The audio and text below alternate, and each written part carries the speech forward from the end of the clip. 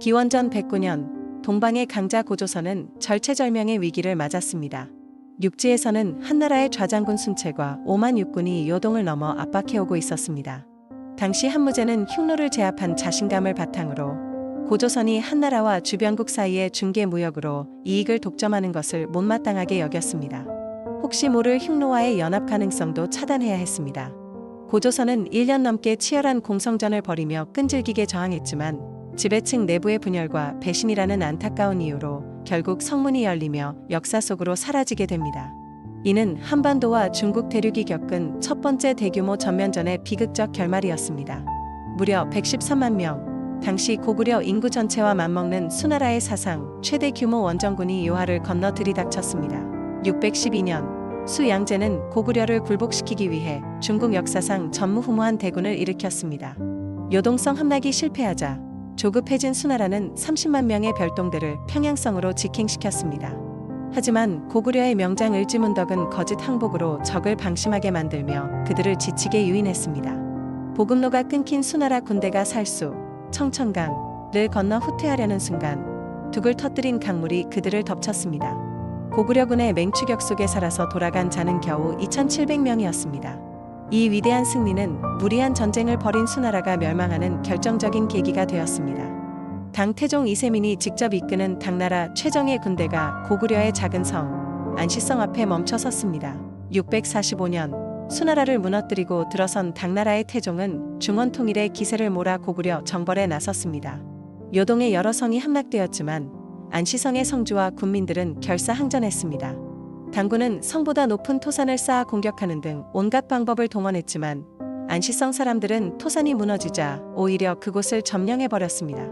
수개월의 공방 끝에 겨울이 다가오고 군량미마저 떨어지자 천하무적을 자랑하던 당 태종도 결국 철군 명령을 내릴 수밖에 없었습니다. 이 전투는 동아시아 최강대국의 황제가 직접 나선 전쟁을 막아낸 고구려의 저력을 보여준 사건이었습니다. 고구려를 멸망시키기 위해 손을 잡았던 신라와 당나라가 이제는 한반도의 주인을 두고 칼끝을 겨누게 되었습니다. 660년 백제와 668년 고구려가 멸망한 후 당나라는 본색을 드러냈습니다. 백제와 고구려의 옛 땅뿐만 아니라 신라까지 집어삼켜 한반도 전체를 지배하려 한 것입니다. 이에 맞서 신라는 고구려와 백제의 유민들과 연합하여 당나라에 대항했습니다. 7년에 걸친 치열한 전쟁이 이어졌고 675년 매소성 전투에서 당나라의 20만 대군을 격파하며 승기를 잡았습니다.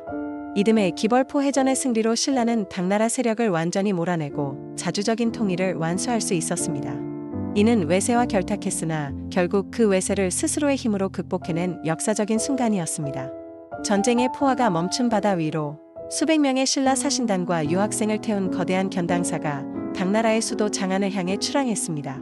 나당전쟁 이후 신라와 당나라는 국교를 정상화하고 역사상 유례없는 평화와 교류의 시대를 열었습니다. 당나라는 동아시아의 국제 질서를 주도했고 통일신라는 이 질서 속에서 안정을 택했습니다. 수많은 신라의 지식인, 승려, 상인들이 당나라로 건너가 선진 문물을 받아들였습니다. 당나라의 수도 장안에는 신라 사람들이 모여 사는 신라방과 그들을 위한 관청인 신라소까지 생겨날 정도였습니다. 이 시기에 활발한 인적, 물적 교류는 신라의 문화를 찬란하게 꽃피우는 밑거름이 되었습니다. 80만 대군을 이끌고 온 거란의 적장 소손령은 고려가 땅을 떼어 바치지 않으면 모두 쓸어버리겠다고 협박했습니다. 993년 중국 대륙의 새로운 강자로 떠오른 거란 요나라가 고려를 침공했습니다. 조정은 공포에 질려 항복을 논의했지만 문신 서인은 홀로 적진으로 향했습니다. 그는 거란이 송나라와 대치하는 상황에서 고려와 송나라의 연결을 끊으려 한다는 핵심을 간파했습니다. 서인은 당당하게 거란과 국교를 맺는 대신 압록강 동쪽의 여진족 거주지를 고려의 영토로 인정받는 뛰어난 외교수를 발휘했습니다. 피 한 방울 흘리지 않고 오히려 강동 육주라는 전략적 요충지를 획득한 이 사건은 외교가 전쟁만큼 강력한 무기가 될 수 있음을 보여주었습니다. 고려군을 피해 퇴각하던 거란의 10만 정예군이 귀주 벌판에서 강감찬 장군이 이끄는 고려군에게 완전히 포위되었습니다. 거란은 강동 육주 반환을 요구하며 1018년 3차 침입을 감행했습니다. 하지만 고려는 이미 철저한 대비를 마친 상태였습니다. 강감찬 장군은 청야전술로 적을 지치게 만들었고 퇴각하는 적을 귀주에서 맞닥뜨렸습니다. 치열한 전투 중 갑자기 남쪽에서 비바람이 몰아치며 고려군에게 유리한 상황이 전개되었고 고려군은 총공세를 퍼부었습니다. 살아 돌아간 거란군은 수천 명에 불과했습니다. 이 귀주대첩의 완벽한 승리로 거란은 다시는 고려를 넘보지 못하게 되었고 고려 송거란 사이의 세력 균형이 이루어지며 동아시아의 100여 년의 평화가 찾아왔습니다. 과거 고려를 부모의 나라로 섬기던 여진족이 금나라를 세우고 황제라 칭하며 이제는 고려에게 신하의 예를 갖추라고 요구해왔습니다. 12세기 초 만주에서 일어난 여진족의 금나라는 거란을 멸망시키고 송나라까지 남쪽으로 밀어내며 중원의 패자가 되었습니다. 강력해진 금나라는 고려에게 사대, 즉 큰 나라를 섬기는 관계를 요구했습니다. 고려 조정은 경론 끝에 당시 집권자였던 이자겸의 주도로 이를 수용하기로 결정합니다. 이는 자존심 상하는 일이었지만 불필요한 전쟁을 피하고 국가의 안정을 도모하기 위한 현실적이고 실리적인 외교적 선택이었습니다. 이후 고려는 금나라와 비교적 평화로운 관계를 유지하며 공존하게 됩니다. 세계 최강 몽골 기병의 말발굽이 압록강을 건너 고려 강토를 유린하기 시작했습니다. 1231년 칭기즈칸의 뒤를 이은 몽골 제국이 고려를 침공했습니다. 고려 조정은 강화도로 수도를 옮기고 무려 30여 년 동안 결사항전을 벌였습니다. 육지에서는 일반 백성들과 노비들이 주축이 되어 처인성 전투 등에서 몽골군을 물리치기도 했습니다. 하지만 세계를 정복한 몽골군의 압도적인 무력 앞에 국토는 황폐화되었고 수많은 문화재가 소실되는 막대한 피해를 입었습니다. 끈질긴 저항에도 불구하고 결국 고려는 몽골, 원나라과 강화를 맺고 기나긴 간섭기에 접어들게 되었습니다. 고려의 왕은 원나라 황제의 사위가 되어야 했고 몽골식 편발과 호복이 고려 지배층 사이에 유행하기 시작했습니다. 몽골과의 전쟁이 끝난 후 고려는 원나라의 부마국, 사위의 나라, 이 되어 독립국으로서의 지위는 유지했지만 정치적 간섭을 피할 수 없었습니다. 왕실의 호칭이 격화되었고 막대한 공려와 공물을 바쳐야 했습니다. 하지만 이 시기는 고통만 있었던 것은 아닙니다. 세계 제국이었던 원나라를 통해 성리학, 목화, 화약 제조법 등 선진 문물이 고려로 유입되었고 인적 교류도 활발해졌습니다. 이는 훗날 고려 말과 조선 초의 사회 변화의 중요한 밑거름이 되기도 했습니다. 각 건국된 조선의 실권자 정도전은 명나라의 무리한 요구에 맞서 오히려 요동을 정벌하겠다는 대담한 계획을 세웠습니다. 1392년 조선이 건국되었지만 중원의 새로운 주인인 명나라와의 관계는 순탄치 않았습니다. 명태조 주원장은 조선을 견제하며 무리한 조공을 요구했고 조선 사신의 입국을 거부하기도 했습니다. 이에 조선의 개국 공신 정도전은 군사력을 키워 고구려의 옛 땅인 요동을 회복하려는 요동 정벌을 준비하며 명나라와 일촉즉발의 긴장 관계를 형성했습니다. 하지만 이 계획은 제1차 왕자의 난으로 정도전이 제거되면서 무산되었고 이후 조선은 명나라와 사대 관계를 맺는 방향으로 선회하게 됩니다. 조선의 왕은 정기적으로 명나라 황제에게 조공사절단을 보냈고 명나라로부터 왕으로서의 정통성을 인정받는 책봉을 받았습니다. 태종 이후 조선은 명나라에 대해 지성사대, 즉 정성을 다해 섬기는 외교 노선을 확립했습니다. 이는 굴욕적인 복종이 아니라 당시 동아시아 국제 질서 속에서 신생국 조선의 왕권 안정을 도모하고 선진 문물을 받아들이기 위한 현실적인 외교 전략이었습니다. 정기적인 사신 왕래를 통해 조선은 정치적 안정뿐만 아니라 명나라의 서적, 약재, 도자기 등 고급 문화를 수입하며 조선 전기의 문화적 전성기를 이룩하는 기반을 마련했습니다. 이 안정적인 관계는 임진왜란 때 명나라의 지원군 파병으로 이어지기도 합니다. 임진왜란으로 쇠약해진 명나라와 만주에서 무섭게 떠오르는 후금 사이에서 광해군은 아슬아슬한 줄타기를 시작했습니다. 17세기 초 만주에서 누르하치가 세운 후금 즉 훗날의 청나라가 명나라를 위협했습니다. 명나라는 임진왜란 때의 은혜를 내세워 조선의 파병을 요구했습니다. 하지만 광해군은 신생강국 후금과의 불필요한 마찰을 피하고 싶었습니다. 결국 강옥립에게 1만여 명의 군사를 주어 파병했지만 전투 상황을 보아 현명하게 대처하라는 밀명을 내렸습니다. 사르후 전투에서 명나라가 대패하자 강옥립은 후금에 항복했고 이는 후금과의 전면전을 피하려는 광해군의 고육지책이었습니다. 이 실리적인 중립외교는 당장의 평화를 가져왔지만 명불론자들의 반발을 사인조 반정의 빌미가 되기도 했습니다. 청나라 태종이 직접 이끄는 12만 대군이 질풍처럼 한양으로 진격해오자 인조는 급히 남한산성으로 피신하여 고립되었습니다. 인조 반정으로 집권한 서인 세력은 친명배금 정책을 펴며 후금을 자극했습니다. 국호를 청으로 바꾼 후금은 1636년 병자호란을 일으켰습니다. 준비 없이 당한 조선 조정은 남한산성에 갇혀 47일간 혹독한 추위와 굶주림 속에 항전했지만 결국 강화도가 함락되자 항복을 결정합니다. 인조는 삼전도에서 청나라 황제에게 3번 절하고 9번 머리를 조아리는 305고두레의 치욕적인 항복 의식을 치러야 했습니다. 이는 조선 역사상 가장 굴욕적인 순간 중 하나로 기록되었습니다.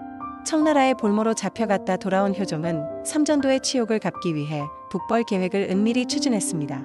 병자호란의 치욕은 조선 사회에 깊은 트라우마를 남겼습니다. 청나라를 오랑캐로 여기며 멸시하던 조선의 자존심은 무너졌습니다. 이에 효종과 송시열을 중심으로 청나라를 정벌하여 명나라의 원수를 갚고 조선의 자존심을 회복하자는 북벌론이 대두되었습니다. 효종은 군대를 양성하고 성곽을 수리하며 전쟁 준비에 박차를 가했습니다. 하지만 당시 청나라는 중국 대륙을 장악하고 전성기를 맞이하고 있었기에 현실적으로 북벌은 불가능에 가까웠고 결국 효종의 갑작스러운 죽음으로 북벌 계획은 미완으로 남게 되었습니다. 청나라의 발달한 문물을 목격한 조선의 지식인들은 오랑캐를 배척하자는 명분론에서 벗어나 그들에게 배우자고 주장하기 시작했습니다. 18세기 이영 정조시대에 이르러 조선은 안정을 되찾았고 청나라는 강희, 옹정, 걸륭제를 거치며 전성기를 구가하고 있었습니다. 연행사를 통해 청나라에 다녀온 박지원, 박제가 등 실학자들은 청나라의 발달된 상공업과 과학기술에 큰 충격을 받았습니다. 이들은 청나라를 무조건 배척할 것이 아니라 그들의 선진 문물을 적극적으로 받아들여 조선의 부국강병에 이용해야 한다는 북학론을 주장했습니다. 이는 굳게 닫혀있던 조선의 대청 인식을 현실적이고 실용적으로 변화시키는 중요한 계기가 되었습니다. 구식 군인들의 차별 대우에 대한 불만으로 폭발한 이모군란을 진압하기 위해 청나라 군대가 제물포에 상륙했습니다. 1882년 개항 이후 조선은 급격한 변화 속에서 혼란을 겪고 있었습니다. 신식 군대인 별기군에 비해 차별받던 구식 군인들이 일으킨 이모군란으로 전국이 통제불능 상태에 빠지자 민씨 정권은 청나라의 도움을 요청했습니다. 청나라는 이를 기회로 3,000명의 군대를 파병하여 난을 진압하고 흥선대원군을 납치해갔습니다. 이 사건을 계기로 청나라는 조선의 군대를 주둔시키고 내정과 외교에 깊숙이 개입하며 조선을 다시 자신들의 속방으로 만들려는 야욕을 노골적으로 드러내기 시작했습니다. 동학농민운동 진압을 구실로 조선에 들어온 청나라와 일본 군대가 한반도에 지배권을 두고 충돌했습니다. 1894년 조선에서 동학농민운동이 일어나자 조선 정부는 다시 청나라에 파병을 요청했습니다. 그러자 일본도 텐진 조약을 구실로 즉시 군대를 파병했습니다. 조선 내에서 마주친 양국 군대는 결국 충돌했고 이는 청일전쟁으로 확대되었습니다. 평양 전투와 황해해전에서 예상을 뒤엎고 일본이 압승을 거두었습니다.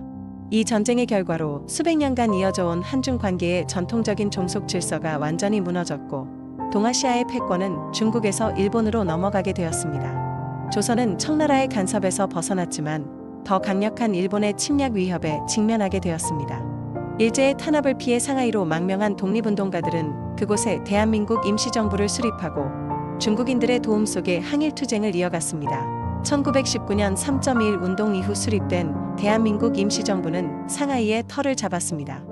당시 중국 역시 일본의 제국주의 침략에 시달리고 있었기에 항일이라는 공통된 목표를 가진 한국의 독립운동가들에게 동병상련의 감정을 느꼈습니다. 순원과 장제스 등 중국의 지도자들은 임시정부의 활동 자금과 피난처를 제공하는 등 음으로 양으로 지원을 아끼지 않았습니다. 특히 연봉길 의사의 훈커우 공원 의거는 중국인들에게도 큰 감동을 주어 중국 정부의 적극적인 지원을 이끌어내는 결정적인 계기가 되었습니다. 압록강까지 진격했던 국군과 유엔군 앞에 꽹과리와 피리 소리를 앞세운 수십만 명의 중공군이 물밀듯이 밀려왔습니다. 1950년 한국전쟁이 발발하고 인천 상륙작전 성공으로 통일이 눈앞에 다가온 듯했습니다. 하지만 신생공산 국가였던 중화인민공화국은 미군이 자국 국경에 접근하는 것을 위협으로 간주하여 대규모 병력을 파병했습니다. 이른바 항미원조 즉 미국에 맞서 북한을 돕는다 전쟁이었습니다. 중공군의 인해 전술로 전세는 다시 역전되었고 결국 전쟁은 38선 부근에서 교착 상태에 빠진 채 휴전으로 마무리되었습니다. 이 전쟁으로 한국과 중국은 수교가 이루어진 1992년까지 수십 년간 적대적인 냉전 관계를 지속하게 되는 깊은 상처를 남겼습니다.